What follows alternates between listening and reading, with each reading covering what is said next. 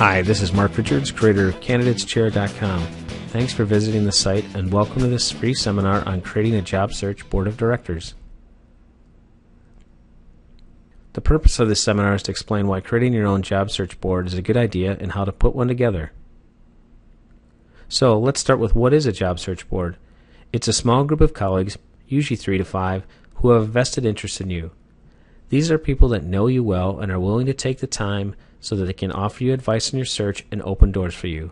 Now, you won't actually hold board meetings. You usually meet with everyone one-on-one, but I always like to let each of them know who I'm working with because they may want to connect with one another. Now, why do you want a board? Well, besides the insight and experience each board member brings, they also give you some objectivity. During search, I find it's equal parts of managing your output, which is your story, and the input, all the advice and ideas. Now, how do you take everything that you learn and figure out how to put it in your story? That's where your board can come in. It's their objectivity that allows them to really see the baseline of your skills, where your pitch is, where your brand is, and give you great advice on how to incorporate new ideas. The other thing they really bring with their objectivity is to keep us positive. As the search goes along, because of the frustration we experience, we can have a tendency to discount ourselves, and they won't let us do that. On the flip side, with their objectivity, they won't let us pump ourselves up too much. There's a saying, what you don't know won't hurt you. It's what you think you know, but you don't. That's the killer. And your board, with their objectivity, won't let you do that. Now, who should be on your board? For myself, I chose 4 areas: personal, professional, industry, and networking. And for each of these, I looked at different characteristics, so let's go through those. For personal, I was looking for someone that knew me very well and quite honestly could just give it to me straight. For professional, I wanted to talk to someone that held the position that I was seeking and had been in transition, because their experiences and ideas were the most relevant to the job I was seeking. For industry, the characteristics I looked for was someone that had a long tenure in the specific industry of my interest, but also they had a good reputation. When you work with someone that's really well known, their reach can be pretty far, and so you want to make sure that that reputation is one that you want to tie yourself to. Now for networking, I look for someone that openly practiced the 80% rule. The 80% rule is someone who spends 80% of a networking meeting trying to figure out what they can do for the other person. I also wanted to make sure they were a well-known networker. That way I knew the advice they gave me really worked. What can a board provide? For my personal, they'll be the most honest about my pitch, and they can help me evaluate the feedback that I got. Go-to person when you have to make difficult decisions around your search, whether it's personal or professional.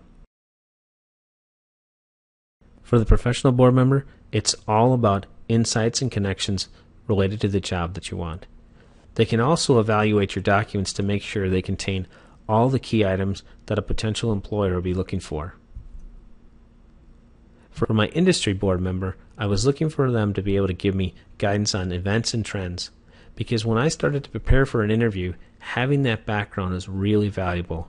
Also, I found that when it was a very difficult firm to get into, generally speaking, this person had connections.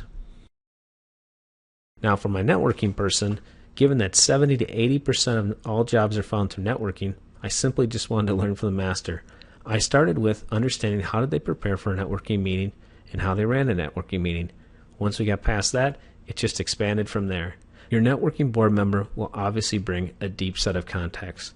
So your job is to figure out how to pick the most relevant ones for your search. I recommend you take a look at the Daily Point System, which is under Tools You Need on the Candidates Chair site. Now class, here's an exercise. You've got a little homework. And this is to create your own board. First, pick the categories that make sense for you. For example, if you want to work with emerging technology, you may want a board member that will teach you about that technology. If you're looking at a specific city, perhaps you want a board member that lives in that city. So whatever they are, come up with 3 to 5 people for each category. You're going to want more than one board member per category, simply because there may be a change in their circumstances and they may not be able to help you as much. Now, the next step is to go ahead and invite one person per category, and I recommend you do that in person. And when you meet with them, you want to be very clear as to what you seek from them, so they understand what you need. Then you want to establish a communication or meeting strategy, so you know how best to work with them. Now, if you tend to do a lot by email or phone, I'd encourage you to try and get a face-to-face every once in a while, simply because I think that helps build a relationship. And never forget that you can always help them, so always keep that in the front of your mind. One last tip: you should build and use your board at your own pace. That way you'll get the most out of their advice and time. Once again, this has been Mark Richards, creator of Candidates Chair. Thank you for joining me, and good luck today.